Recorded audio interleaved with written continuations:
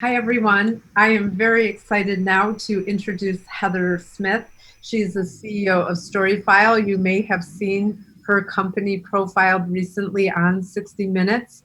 I don't want to give anything away about what she's going to be talking about, but it's got something to do with holograms, which everybody knows I'm very into. And I'm delighted, Heather, that you can join us today. We are recording, and I'm going to turn the virtual stage over to you now, Heather, for your talk. If you need anything, we're here. Thank you to the whole AI Showbiz team, especially Molly and Yannicka for inviting me to talk about StoryFile, a conversational video platform. Yes, that's right, videos that talk back, just as I'm talking to you now. StoryFile allows people to get to know people in a completely different way. They'll be able to have conversations with anyone, anywhere, anytime. Your great-great-grandchildren will be able to ask you questions about your life, your heritage, the decisions that you've made, and why. They'll ask you questions about our life's journey, about the world that we lived in. We will answer those questions, our authentic selves. They'll see us talking to them and hear our stories in our own words. About 10 years ago, and I'd like to give a shout out to Paul DeBevick. It's really good seeing him. I haven't seen him in a long time, but thank you for the shout out for the New Dimensions in Testimony project. So about 10 years ago, so this is going back farther than when we started with ICT, I envisioned a world where people would be able to ask a Holocaust survivor questions about their lives, and people would be able to continue to have those conversations with them forever. Now, I know it sounds crazy, but I embarked on a journey that would change my life. I partnered with several institutions, the Shoah Foundation, USC Shoah Foundation, and USC's ICT Technologies, which is where I met Paul DeBevick and his great graphics lab. And we developed a way for us to talk to people long after they have passed away. When I had this idea, there was no way that we could know if it would actually work as I had envisioned, because nothing like this had actually ever been done before. There was no model for it that people would, no frame of reference for it. And mainly that was a problem when we went to ask for money to fund it, because everyone was having such a problem envisioning it. But remember, Skype at the time was not widespread yet, and certainly there was no FaceTime on the horizon. So why real people? Why couldn't we use avatars of the survivors? And I assure you that it probably would have been easier, but it had to be authentic. And the Holocaust, as many of you probably know, has been plagued by deniers, which meant if it was going to be taken seriously, people could never say that these conversations that they were having were made up or manipulated. So no virtual characters, no animation, no CGI, no curated responses using their voice, and no deepfakes. I was called crazy, and people said to me, "You want to talk to dead people?" And the project was even called a seance project by one institution.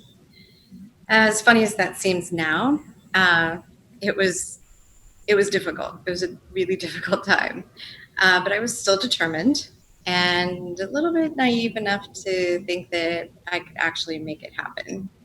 And besides, no one else was coming up with any other options.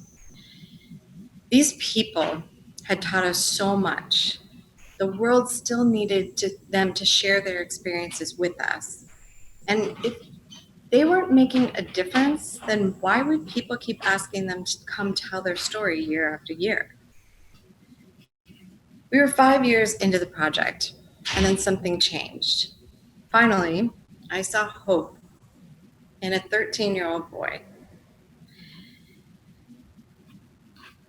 There was one interaction that I have to tell you about. We were testing the pilot at the U.S. Holocaust Museum in Washington, D.C. Two parents with their approximately 13-year-old son walked into the exhibit. I could tell he was a bit shy and there were a lot of people in the exhibit, so I let them observe for a while. After a bit, I went up to him, the boy, and I asked him if he had any questions that he'd like to ask, to which he shyly declined. And I saw it coming, but I was a little disappointed. Finally, his mother approached me and asked if their son might be able to ask a question. Of course, I said, without hesitation. He walked straight up to the microphone, clicked the button, and asked the question without any of us saying anything or telling him how to use it. I made sure to stand as I always did, where I could see the person's face that was interacting with our Holocaust survivor. And I loved to watch them and their facial reactions. It was my greatest joy through this whole process. The young boy was deeply engaged, listening, and obviously satisfied with the answer. At that point, the family had to go visit some of the other exhibitions in the museum. About 30 minutes later, the same family came back, and the mother came up to me and told me her son had a couple more questions. Would I mind if he asked them? I smiled because I know he was hooked. And I said, of course, again. Then it was his turn. This time, though, he walked a little bit slower up to the microphone. His body language was still engaged, and his eyes were locked on to the survivor. He asked his question. When the survivor finished answering, the young boy asked without hesitation a follow-up question. I have to tell you, I completely seized up. I held my breath, and you have to understand, we were still testing and training this system. And the last thing that I wanted was for this boy to get a comment from the survivor telling him that he did not have an answer for his question, or even worse, giving him the wrong answer altogether. My heart was racing. Then, whew, I could breathe. With the first few words, I knew he was going to tell this boy a great story. The boy was engaged and again, very pleased. It was time for them to go through the main core exhibition. I thanked them very much for helping us with their testing, and I was a bit sad to see them go.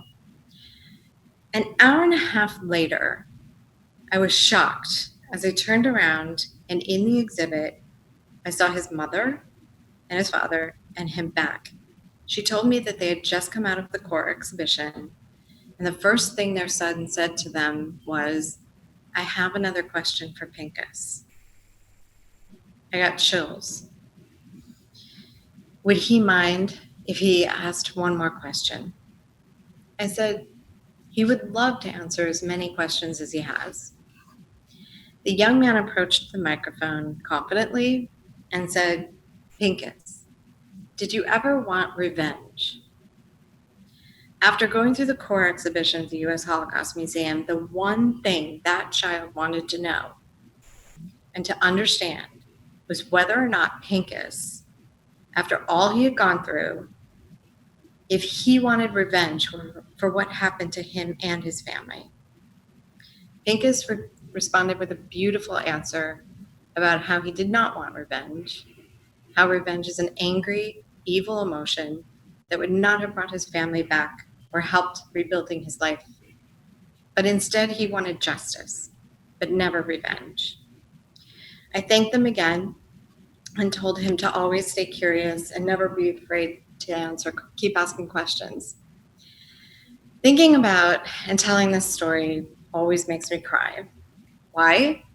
Because it was in that exact moment that I realized how truly special what we had built was, and that I realized my vision to keep a realistic conversation going with a Holocaust survivor forever. Why that exact moment, you ask? He called him by his name. It was personal. It was a memorable experience for that young man. And up until that moment, the boy and his family had never actually used the name Pincus in any of their conversations. That young boy felt as if Pincus was there to talk directly to him and answer all of his questions as he went through the museum and grappled with life and all the evil humanity is capable of. Pincus helped that boy understand it on a personal level, a human level, just as he had done with thousands of others over the years in person. Maybe he had to be there in the moment to see the child's face as he had experienced this, to be able to feel it, but I was there and I felt it in that moment. That's how I knew this interaction that we had created would do exactly what I wanted it to do, to create a connection to another human being on a very personal level. That boy felt as if he knew Pincus. He connected with and looked to Pincus for answers to his questions, and he felt as if Pincus was there for him. But that was only the beginning. What would it be like if generations from now, every human being is able to talk to a relative of theirs that lived decades before them, or learn something from someone that they would never have had the opportunity to meet in person or talk to? I met thousands, if hundreds, hundreds and thousands of people while testing this pilot for Dimensions and Testimony. And the one question that I got over and over and over again was, can I do this myself? How can I do this? Can anyone do this? StoryFile was started to answer that very question, to create this technology so that it could be ubiquitous, so that all of us will be able to create our own StoryFile. So why did I choose to tell you all this instead of telling you about StoryFile specifically? Because it's about the journey. And I'm sure a lot of you are also on your own journey. Some of you may have been trying to do something that's never been done before also. And I wanted to tell you my story in hopes that each of you keep going until you reach your own moment of hope or light at the end of the tunnel. But thank you all for listening. But now I have one more surprise for you. I'm going to share my screen.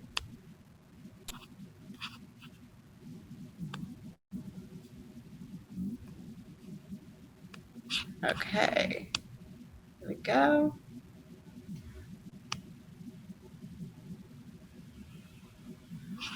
Let's see if it does it. Sure.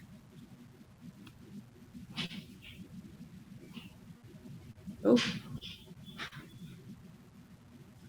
now I have a password. Okay, maybe.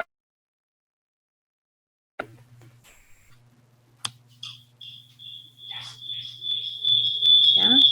Okay. Let me make this full screen. All right. Hello.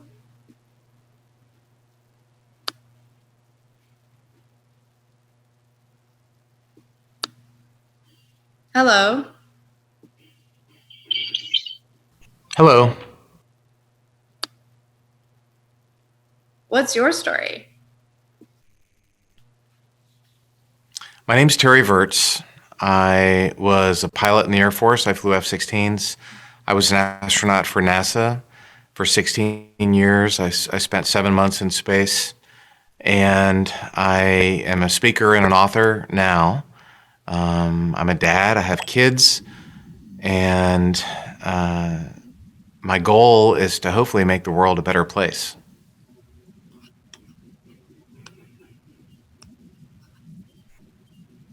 Okay, so hopefully he will not have to introduce himself later on. Anyway. Oh, Heather. Hi. What you've invented is absolutely magnificent. And I had the pleasure of going to your studio and seeing hologram Terry Virts. And in a moment, we're going to see the real physical version of Terry Virts. But you really are doing something remarkable to help this world. And we salute you. And want you to keep going. And I guess the first question that came in from lots of people is, how can we help you? Oh, there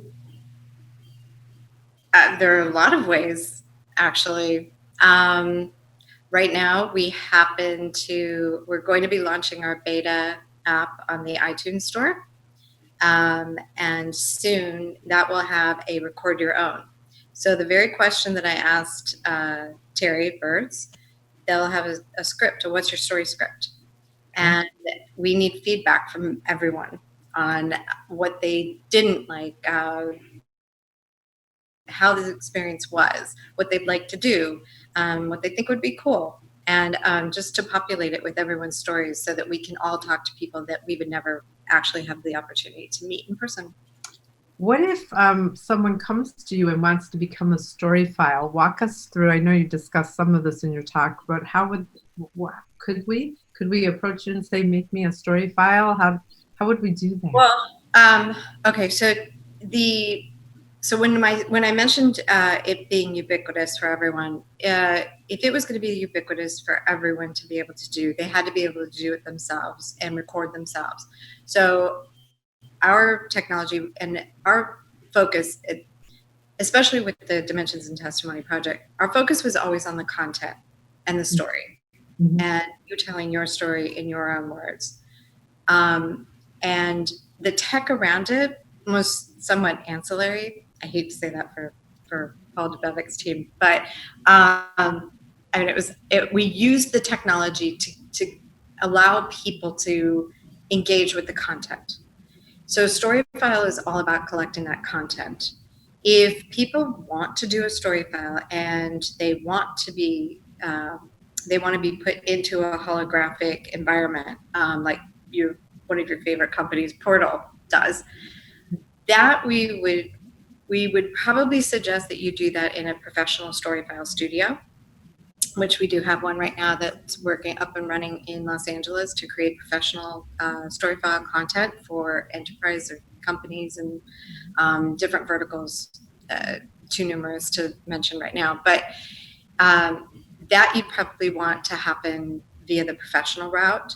If you wanted the interaction, though, and you wanted to capture someone for future generations to be able to have a Q&A and be able to ask these people questions, then that you can do right on your phone. We're creating an ecosystem, an AI ecosystem called Conversa that actually runs StoryFile, and the StoryFile mobile app, you'll be able to do your entire life history at some point in the future when the official app actually launches. You'll be able to record your loved ones. You'll be able to record anyone that your mentors or people that mean a great deal to you that you want to have their story in their own words for any future generation, maybe your future generations or their future generations. For example, we have one young man, you may have seen him in the news, and he's been out there and he did a project for a year taking narrative testimonies for World War II survivors and our veterans. And now he needs help collecting those stories. So we're going to get together with him and use StoryFile to help crowdsource that. And so that people all over the world can tell these people's story, take StoryFiles so that they'll have them forever for people to ask questions and get schooled. That's so beautiful, Heather. Thank you for the work you're doing. We have time for one more question, and it's one that we've been asking a lot of people. Can you tell us what advice you have to other entrepreneurs that are taking on a big, bold venture like you have, to develop grit and stay-to-itiveness and not give up and take action? What advice do you have, having been through your... Yeah, that's specifically part of why I told that story. It's a cliche, but never giving up. If you know that you've got something there, you know that it could really make a difference, and it's a really good idea. It's practical, and it is solving a problem or solving an issue of some sort for people. Yeah. Don't give up. I'll give you some advice that my grandfather gave me forever ago. Surround yourself with the best possible people that you can in areas that you are deficient in or not an expert in. Yeah. Try and surround yourself with people that are experts and really good in those areas, and you'll be successful, because everything brings everything, everything and everyone brings everything up. So if you can do that and you can surround yourself with help and like-minded people and really smart people, then you'll most likely be successful.